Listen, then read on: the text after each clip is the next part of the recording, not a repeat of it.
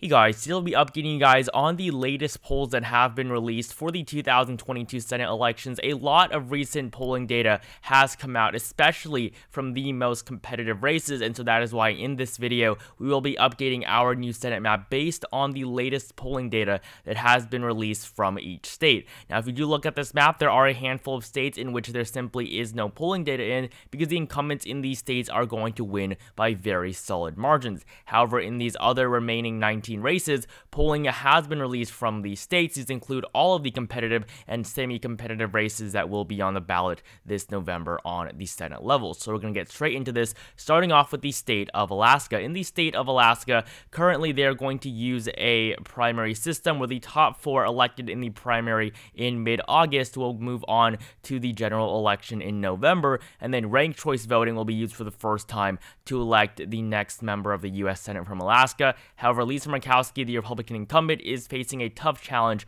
from Kelly Tshibaka, who has the endorsement of Donald Trump. And so Lisa Murkowski, though, right now does lead by a significant margin, and both of the top 2 candidates are Republicans, and so that is going to make it so the state of Alaska is going to be solid for the Republican Party no matter what. No matter who is elected, it is almost guaranteed to be a Republican in the end, whether it's Lisa Murkowski or Kelly Tshibaka. Now, moving up here to the state of Washington, or actually would be moving down, but in the state of Washington, Patty Murray is in a surprisingly close election. In her previous race in 2016, she defeated Chris Vance by a very solid margin. However, this time around, Patty Murray will be in a more competitive race. Currently against Tiffany Smiley, Patty Murray only leads on average by around 8 to 9 percentage points, so that is going to be a likely margin for the Democratic incumbent. According to the latest poll, Patty Murray is only ahead by 5 points. However, this was an internal poll funded by the Smiley campaign. So Tiffany Smiley is a nurse, and she is currently poised to win the Republican nomination. However, in the end, the GOP realistically does not stand a chance here in the state of Washington, even if the race is going to be a little bit closer. So currently in the state of Washington, the polls show that it is going to be a likely race. Moving on to the state of Nevada, where Catherine Cortez Masto is struggling for her political survival in the Senate. She is running against Adam Laxalt. Cortez Masto will be running for a second term. In 2016, she defeated Joe Heck by 2.4% to succeed the late Harry Reid. So Harry Reid was replaced by Catherine Cortez Masto, who obviously did not do as well in her election compared to the former Senate Majority Leader. And in this November, Catherine Cortez Masto is in one of the closest races of the year. She is one of the most vulnerable Democrats that will be on the ballot, and currently Adam Laxalt is posing a very strong challenge. However, the overturning of Roe v. Wade is helping Masto in the long run, as abortion is a very popular thing in the state of Nevada, and Adam Laxalt saying that he strongly supports the Supreme Court's overruling Roe v. Wade is not going to bode well for him in his Senate race. So currently, Cortez Masto has led in the 2 latest polls released. This poll is obviously a big outlier, and the previous polls show a pretty even race in the state of Nevada overall as well. However, according to the polling average currently, Catherine Cortez Masto leads by just under 1%, and that tilt margin of 0.9% currently is going to give her the lead according to the polls that we have so far. Now, in the state of Utah, we have another surprisingly close race, this time between incumbent Republican Mike Lee and independent Evan McMullin.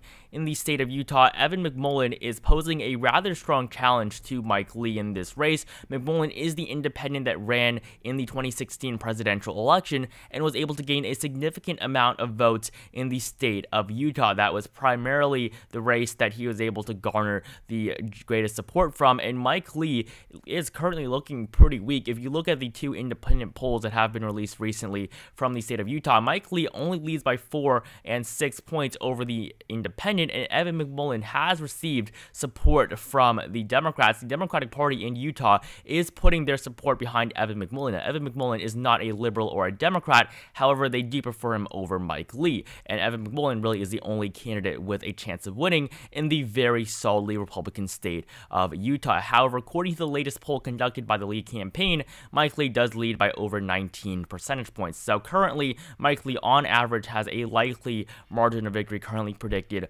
by the polling data.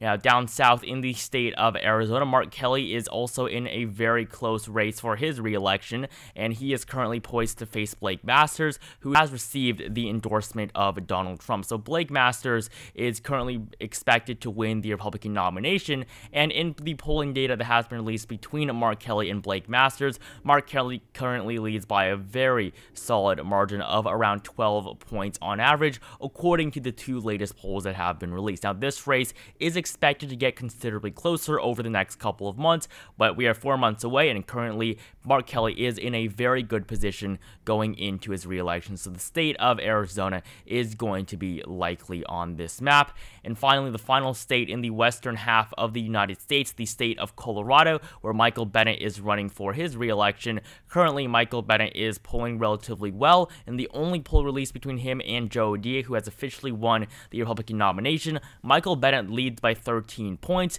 This is a margin stronger than his previous margin of victory against Daryl Glenn, which was just less than 7 percentage points. So in the state of Colorado, Michael Bennet is in a good position going into his re-election.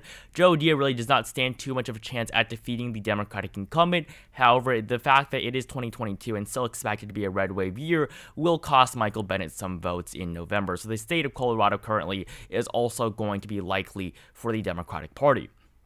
Now, moving out east, starting off with the states bordering the Mississippi, in the state of Iowa, where Chuck Grassley is going to be running for an 8th term, this would make him the oldest serving senator in the Senate currently in the upper chamber.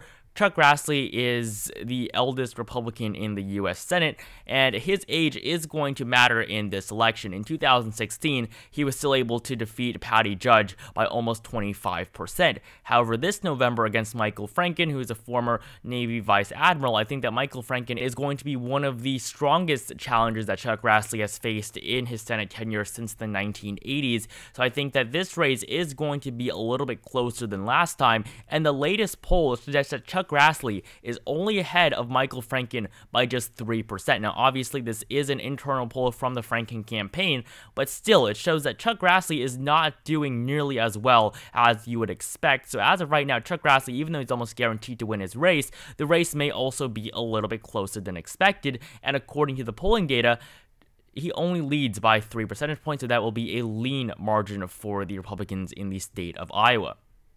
Moving south to the state of Missouri, this state is actually going to be solid for the Republican Party. Eric Schmidt is currently expected to win the Republican nomination. He now is actually favored over former Governor Eric Greitens, while on the Democratic side, Judy Valentine is expected to win the Democratic nomination. Eric Schmidt is a much better candidate on the statewide level than Eric Greitens, the former governor that resigned in 2017. But if Greitens loses, Eric Schmidt is going to make this race very solid. But Schmidt does have to first defeat Eric Greitens in the Republican primary, and Greitens does have enough support within the GOP in the state of Missouri to actually win that primary race. So currently between Eric Schmidt and Judy Valentine, Eric Schmidt currently leads by around 15.5 percentage points on average, which is actually going to make the state of Missouri solid. In the state of Louisiana, obviously this is going to be a very solid race for John Kennedy. John Kennedy is currently expected to win his re-election by a very solid margin. The latest poll shows him up 39 percentage points. And moving on to the state of Wisconsin, here the state of Wisconsin is going to be a very close one between Ron Johnson and Mandela Barnes. Looking at the 2016 race, Ron Johnson was able to win his race by almost 4 percentage points over Russ Feingold, the former senator from the state of Wisconsin that Johnson defeated in 2010. But Ron Johnson is going to face a particularly close election. He is very unpopular in his state. Even though he won the Republican primary, Ron Johnson is not liked by independents in the state of Wisconsin, and the fact that he tried to overturn the 2020 election is not going to bode well for him in a state that voted for Joe Biden. So in the state of Wisconsin, Mandela Barnes currently leads by 2 percentage points over the Republican incumbent. I don't think Mandela Barnes is going to win this race in the end. I think that it is clear that Ron Johnson still has a significant advantage, but I do think that this race will get surprisingly close in the coming months if things go well for Mandela Barnes, if he can secure that nomination early next month.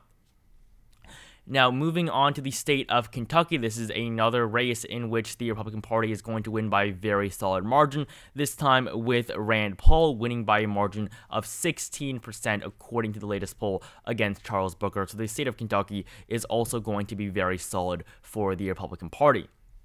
And up north here in the state of Ohio, another big race, this time between J.D. Vance and Tim Ryan for the open seat previously held by Rob Portman. So in 2022, J.D. Vance and Tim Ryan are going to be in a very close race, I think. J.D. Vance is not that great of a Republican nominee, while Tim Ryan is the best person the Democratic Party could have nominated. The state of Ohio can still be close. They do have one Democratic senator in Sherrod Brown, the other one, of course, being Rob Portman. But Tim Ryan, I think, does have a chance at winning, even though that chance is very, very small. I think that he is an electable candidate, but the state of Ohio, being as red as it is going to make it very difficult. If you look at the latest polling released in the state of Ohio, Tim Ryan actually has a lead here, and currently he leads in 2 out of the 3 latest polls released. They are funded by Democratic sponsors, but it does still show that Tim Ryan is not doing that horribly in this race. The one independent poll from Suffolk shows that J.D. Vance up 2%. So currently, according to the polling average,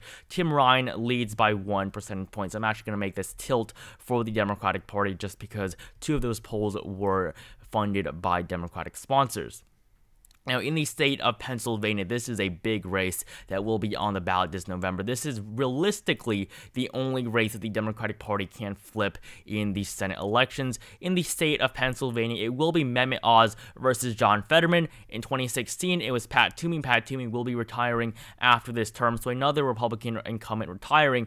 John Fetterman has a very good chance at defeating Mehmet Oz. Mehmet Oz is a terrible candidate, and he barely won his primary. He got the late endorsement of Donald Trump, and I think this is going to be a big mistake for the Republican Party. This is their most vulnerable state, and the Republican Party is going to nominate someone that has never even lived in the state of Pennsylvania. So in Pennsylvania, currently John Fetterman leads by around a likely margin over Mehmet Oz. The 3 latest polls released in the middle of the month of June both show John Fetterman ahead by pretty significant margins. They are all independent polls, and so this makes it so that John Fetterman is going into this election in November in a very good position, and we are now just 4 months away from this race being decided. John Fetterman, of course, currently leads very comfortably over Mehmet Oz. I think that Mehmet Oz is going to have a lot of campaigning to do if he wants to end up winning. The ads that Fetterman is putting against Mehmet Oz are working, and we're just going to see what happens in the next round of polling that comes out from Pennsylvania.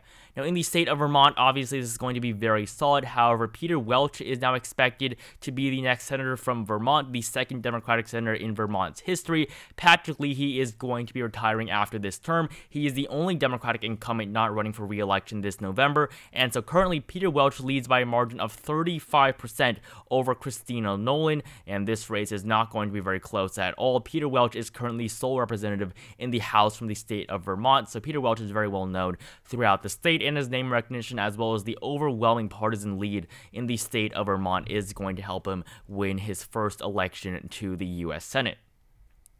And of course, next in Vermont is the state of New Hampshire. In New Hampshire, Maggie Hassan is going to be running for a second term. In 2016, she narrowly defeated Kelly Ayotte, the Republican incumbent. This was a very impressive flip for the Democratic Party, and this November, Maggie Hassan is going to be fighting for her re-election. She is going to win the Democratic nomination, while on the Republican side, it really is a very close race between Donald Boldeau and Chuck Morris. Of course, these polls do not show that this race is close at all, but as of this point, Chuck Morris is actually favored to win the Republican nomination. And in the state of New Hampshire, currently, Maggie Hassan has led in 3 out of the 4 latest polls. The newest poll does show Chuck Morris ahead. However, on average, Maggie Hassan does lead by around 3.5 percentage points over Chuck Morris, and currently she is clearly favored to win her Senate election. I think that the polling does make this race actually seem a little bit closer than it really is.